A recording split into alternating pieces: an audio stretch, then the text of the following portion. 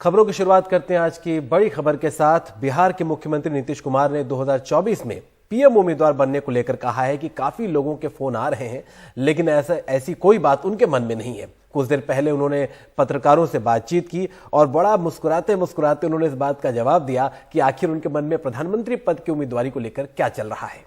दरअसल कई तरह के कयास लग रहे हैं, सवाल उठ रहे हैं और जब से यहाँ पर बिहार में सत्ता परिवर्तन हुआ, एक बार फिर महागठबंधन 2 सरकार बनी है, ऐसे में बीजेपी आरोप लगा रही है कि उनके मन में जो है राष्ट्रीय महत्वाकांक्षा है। और आने वाले वक्त में हमने सुना गिरिराज सिंह को भी, जिन्होंने कहा कि वो पीएम पद के उम्मीदवार बनना चाहते हैं। और यहाँ पर कई तरह की खबरें, आज शाम 5:30 बजे सोनिया गांधी से मुलाकात की संभावनाएं हैं, तेजस्वी यादव मिल सकते हैं। ऐसे में क्या विपक्षी उम्मीदवार, प्रधानमंत्री पद के उम्मीदवार 2024 के लिए क्या वो साझा उम्मीदवार हो सकते हैं, क्या इस पर भी चर्चा होती है? या फिर बिहार में जो नई सरकार अब बन गई है उसमें कांग्रेस को कितने कोटे, कांग्रेस के कोटे से कितने मंत्री बनेंगे, इस पर चर्चा होगी। ये तमाम मुद्दों पर हम चर्चा करेंगे। हमारे वरिष्ठ सहयोगी मनीष कुमार पटना में मौजूद है, उनसे हम बात करेंगे। लेकिन पहले सुनते हैं नीतीश कुमार मीडिया से जब बात कर रहे थे क्या कुछ कह रहे थे।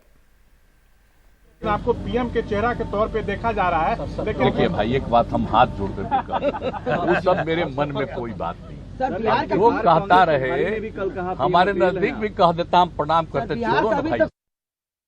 हमारा काम है सबका काम करना और हम कोशिश करेंगे कि सभी दल मिल करके एक साथ चलें। विपक्ष वाले तो बहुत अच्छा होगा, एक साथ मिल करके रहेंगे तो लोगों की समस्याओं के लिए बात करेंगे और समाज में अच्छा वातावरण रहे, इसके लिए सब मिल करके कोशिश। हम लोग तो चाहेंगे ना सबको एकजुट करने का, तो उसमें काम पॉजिटिव काम कर रहे हैं। बहुत लोगों का फोन आ रहा है, बात हो रहा है, हम सब कर रहे हैं, सब करेंगे। पहले अपना यहाँ का काम करके फिर और जगह पर और सीबीआई का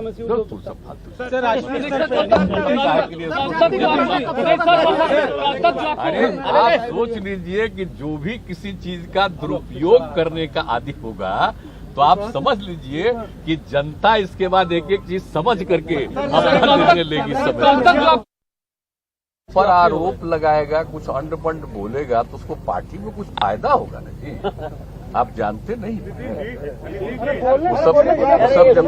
वो सब जो भी हम पर बोलेगा तो उससे उसको पार्टी में कुछ फायदा होने की संभावना रहेगी कि पार्टी वाला उसको देगा।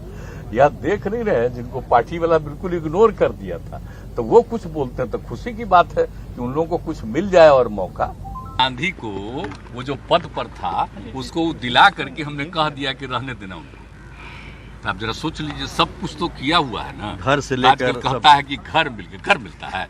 अरे जो रहेगा एमएलए एमएलसी मंत्री उसी को ना मिलता है जी, कोई एमपी को घर मिलता है? तो ये सब सोच न लीजिए, ये सब इतना इज्जत दिया गया, सब कुछ किया गया, कौन सा सम्मान नहीं दिया गया है। कै महीना 6 महीना हम अपनी जगह पर बना दिए।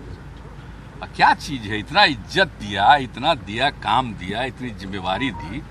और यहाँ तक कि लोकसभा के चुनाव तक हम किसी का नहीं, विधानसभा के चुनाव में टोटल हम छोड़ दिए थे कि देखो जिसको जो।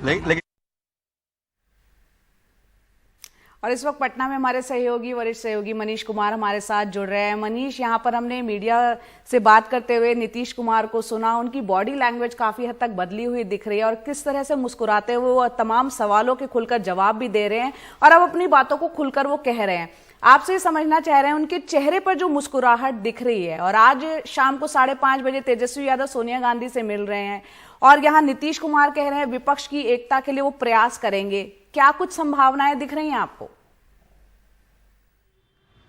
देखिए, आपका सवाल का जो असल सवाल ये है कि नीतीश कुमार इतना मुस्कुरा क्यों रहे हैं, आखिर उनकी मुस्कुराहट का राज क्या है। तो निश्चित रूप से लगता है कि बीजेपी ने जो जिस प्रकार से पिछले 2020 नवंबर में चुनाव सरकार बनने के बाद जिस प्रकार से उनको दबाया या उनकी इतनी जमकर वो हर मुद्दे पर आलोचना करते थे, उससे लगता है कि वो अपने आप को काफ़ी फ्री महसूस कर रहे हैं, काफ़ी रिलैक्स महसूस कर रहे हैं।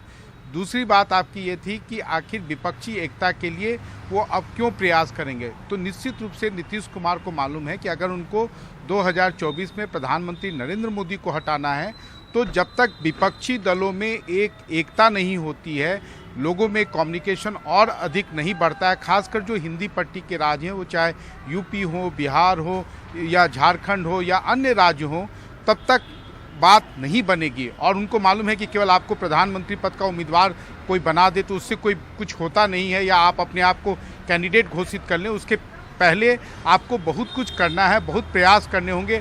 और उसी बात को वो पिछले 48 घंटों से दोहरा रहे हैं कि भाई मेरा सबसे पहला प्रयास ये होगा कि बिहार से निकलकर जो विपक्षी दल हैं उनको एकजुट किया जाए।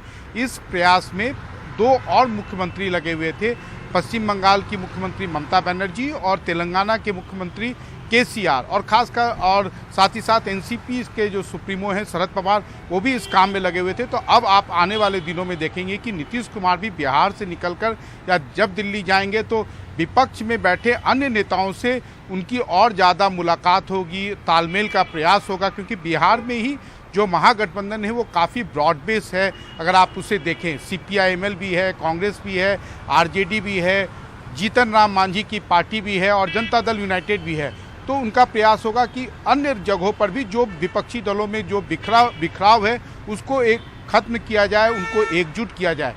तीसरी बात है कि सोनिया गांधी से तेजस्वी यादव क्यों मिल रहे हैं। जहाँ तक मंत्रिमंडल का सवाल है तो मैं आपको स्पष्ट कर दूं कि उसके लिए बिहार के जो प्रभारी हैं, और ये जो सरकार जब बनी थी उसके पहले ही बिहार में फॉर्मूला फिक्स्ड होता है, तो जो विधायकों की जो संख्या है उसके प्रपोर्शन में उनको रिप्रेजेंटेशन मिलेगा। तो इस बार उनको 3 मंत्रिमंडल में जगह मिलेगा, ये सब कुछ तय है। लेकिन एक कटसी कॉल होता है, क्योंकि कांग्रेस पार्टी ने भी इस सरकार बनाने में एक अहम भूमिका, उनका काफ़ी सकारात्मक आप कह सकते हैं कि रोल रहा।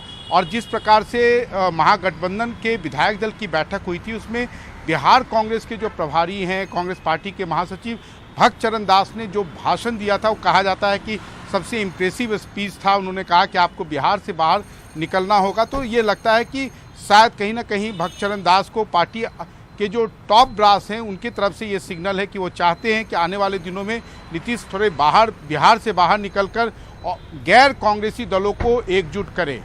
जया।